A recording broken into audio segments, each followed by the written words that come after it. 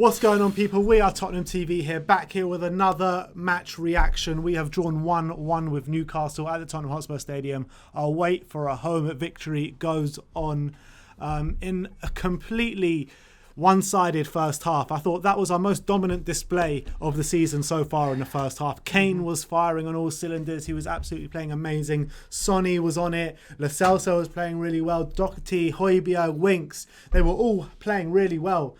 Lucas Moura puts us ahead after a lovely ball into the box from Harry Kane, and you thought there was only one team in this game, but we kept saying it, we kept saying it, we kept saying it. One goal is not enough, and it wasn't, Sim. No, and we can look. The fact of the matter is, in terms of the missed chances and letting Newcastle back in the game, in that sense, we only have ourselves to blame. It was really frustrating that we allowed Newcastle more possession in the second half. They didn't really, to be honest, I don't remember a shot they had. I think we still defended pretty well, but they did have more territorial possession. They had a few more decent openings. However, you got to say, I think Spurs, you know, we'll talk about it in a minute, without our 97th minute incident, you probably say Spurs seeing out that game pretty comfortably. I think Spurs did pretty well throughout the 90 minutes. As you said, first half was probably our best performance under Jose Mourinho, I must say. We had possession, we were creative, we were sharp. So we hit the bar, we hit the post, Sonny hit the bar twice. Carl Darlow was unbeatable nearly because we just couldn't get the ball past him. But that second half, was a bit disappointing. But as again, we'll get into the 97th minute incident because I thought we were seeing out the game pretty comfortably. Newcastle were barely threatening, and then this ridiculous handball rule comes to the fore yet again in the Premier League this season. I mean, it's an absolute farce, this Premier League, this handball rule that FIFA have brought in. I don't think this is a case of VAR being ridiculous. I think it's just a case of this handball rule just not being fit for purpose. Yeah, what is Dyer supposed to do? I felt he was offside anyway. His arm was clearly offside. Yeah, whether it might be or not. I thought he looked it on first viewing. They've somehow ruled him onside. Yeah, but the thing is, you're saying it's not a case for VAR. Of course it's a case for VAR, because if he's offside, he's offside, and it shouldn't even... I'm saying it's not a case of VAR, of a case of VAR being the problem. It's his handball rule being the problem. Yeah, but it is the problem, because he was offside, and VAR go back to look at it, and he's not given offside. Well, Why? Why? Listen, their lines are a lot more accurate than our eyes, and that's the sad fact of the matter. They say he's onside, he must have been onside. Oh, but they get it wrong so many times. Come on. This rule is ridiculous. They don't get offsides wrong.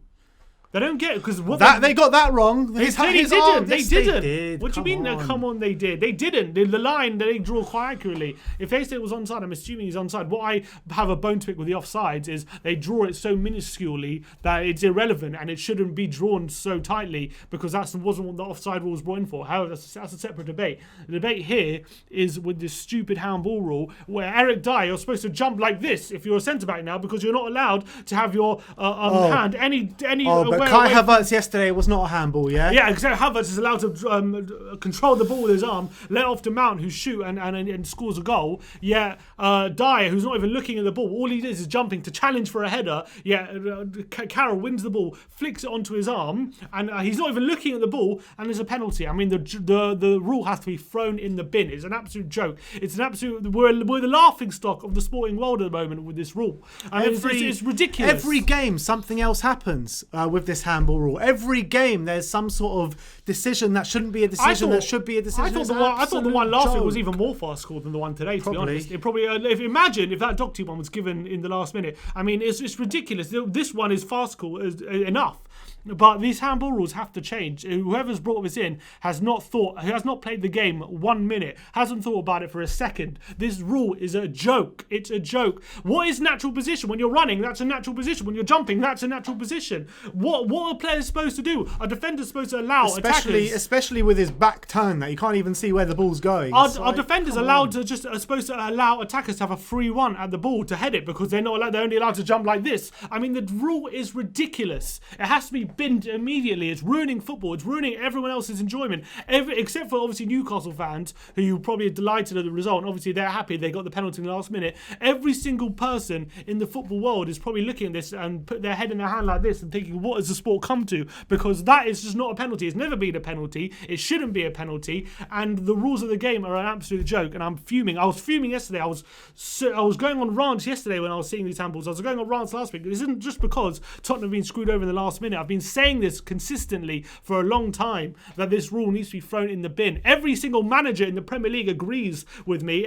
No one agrees with this rule. So I don't know. They can't change it mid-season because the rule's now here for the season because it's been implemented. But I'm just fuming, and it's just putting me in a massive downer on football at the moment. It's ruining it. It's ruining my enjoyment. These stupid penalties being given. It's not a handball.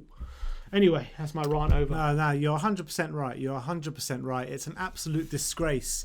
But look, we got to look at the game as a whole, because first half, like I said, we were so dominant, and for us not to get that second goal or even third goal, it's a disgrace. We shouldn't be relying on stupid. We shouldn't be going into the last minute of this game, and that decision shouldn't have any impact on the scoreline whatsoever. And we were saying over and over again in the first half, it's all well and good us being 1-0 up, which is fair enough. We were playing really well and playing some really good football, but you have to kill the game. And if you leave the game open into the last few minutes, you're always bound to get something like a lucky deflected shot, or in this case, a bullshit decision. That's exactly what happened. And we got screwed over at the end, but we only have ourselves to blame for not killing the game off earlier. Well, all those chances to kill the game off, we didn't take them. One positive, I think there's more than one positive in this game, but one positive I think we should touch on is the introduction of Tongi again, because I thought he was absolutely fantastic when he came on. Every time he's come on and played this season, I think he's been immense. He's been absolutely immense. He came on today. Every touch he had was absolutely world class. And a few positives I want to touch on today. Harry Kane in the first half was absolutely sensational. He did everything except for put the ball in the back of the net, let's be honest. It was like a game between him and Darlow at some points. And I thought it was the real emergence of Pierre-Emile Højbjerg today. I thought he put in his best display in a Spurs shirt. I thought Harry Winks in the first half was good. Second half he was a bit poor. And Doherty, you thought he was all right? Yeah, I thought he played all right, but especially in the first half, I thought he contributed to the attacks pretty well. It's really frustrating because we're probably sitting here with our best performance of the season today, and we've come away. I know we haven't lost; it's only a draw, but it feels like a loss. It definitely should be. We haven't won at home this season. Yeah, against Everton and Newcastle, two teams you expect to get at least 3 points in one of those games. 6 points. And drawing this game as well with the week we've got ahead of us is really, really frustrating. I know we've got players to come back, and we've got Bale and whatever. It doesn't really matter. We should have won this game, and it's with Chelsea as well dropping points yesterday, and other United not looking as strong. We need to start pressing ahead with our advantage, and we really should be winning this game.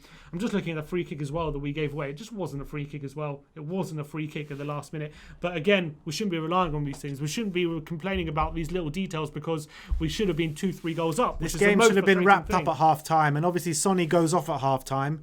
Remains to be seen why. And it did make our play a lot slower. I don't know if that made our play a lot slower, but we came out a lot slower in the second half. Yeah, I think maybe in the second half we were under instruction to maybe sit a bit deeper or whatnot, and hopefully hit Newcastle on the counter, give them more possession because they had to come out. But we didn't create enough in the second half. That was frustrating. We created a bit near the end when Tongi came on. He was quite creative, but but it was just too slow. Too static in that second half. But it's frustrating because I'm happy with how he played in the first half. It's definitely some of the best football we've played under Jose. It's just we didn't kill the game off, and this bloody VAR handball rule has really annoyed me. And obviously, look, hopefully we go on and we sharp this first half performance more often in going forward in the season. I'm confident. It kind of put me in a good mood seeing that football, but this VAR it means nothing when these kind of things happen. It means nothing when you don't put away your chances and a decision goes against you at the end. These things can always happen, like we've said time and time again. And also just want to state Harry Kane didn't get sent off. Yeah, so Harry it was Kane João Sacramento that got sent off, which is lucky because very, very lucky because we were looking at potentially Son being injured and potentially Kane being out for 3 games and no new striker through the door, which would have been an absolute joke. But hopefully, look, that's it. We drew 1-1. It's a really frustrating day at the end of the day. Hopefully, we don't look at these points at the end of the season and think, oh, what could have been if we would have taken 3 points in these games, because we really have chucked away 2 points today. But hopefully we take the first performance, we take it forward and show a blueprint of what we can do under Jose. Hopefully we go into the United game next week. We've got 2 more games before that, but Hopefully we start building some momentum in the Premier League, because 4 points from the first 3 games isn't great. But it is what it is, you know, it's frustrating. Is gone. The game is gone. The game is dead.